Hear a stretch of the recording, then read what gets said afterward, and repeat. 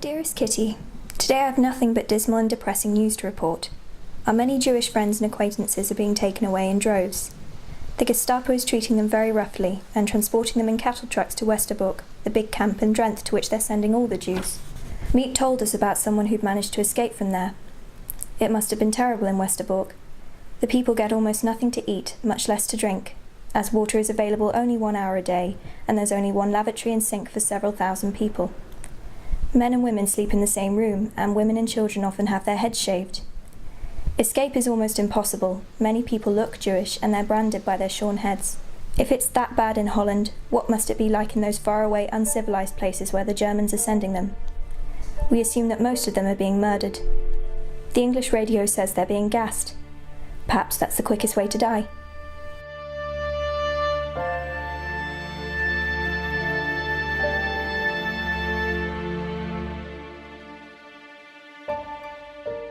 Anne, yesterday when I said I wasn't jealous of you, I wasn't being entirely honest.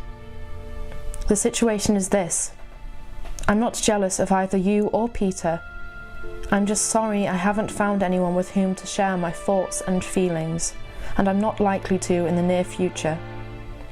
But that's why I wish, from the bottom of my heart, that you will both be able to place your trust in each other.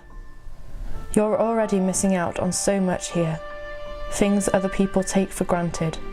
On the other hand, I'm certain I'd never have got as far with Peter, because I think I'd need to feel very close to a person before I could share my thoughts. I'd want to have the feeling that he understood me through and through, even if I didn't say much.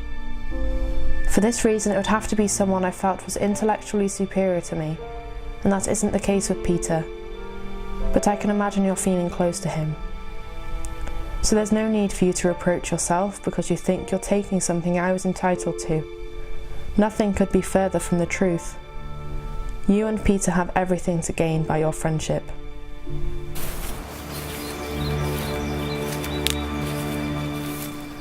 Writing in a diary is a really strange experience for someone like me.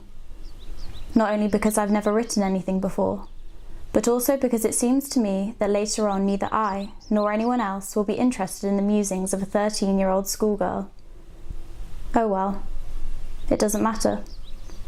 I feel like writing and I have an even greater need to get all kinds of things off my chest. Paper has more patience than people. I thought of this saying on one of those days when I was feeling a little depressed and was sitting at home with my chin in my hands, bored and listless, wondering whether to stay in or go out. I finally stayed where I was, brooding. Yes, paper does have more patience, and since I'm not planning to let anyone else read this stiff-backed notebook grandly referred to as a diary, unless I should ever find a real friend, it probably won't make a bit of difference.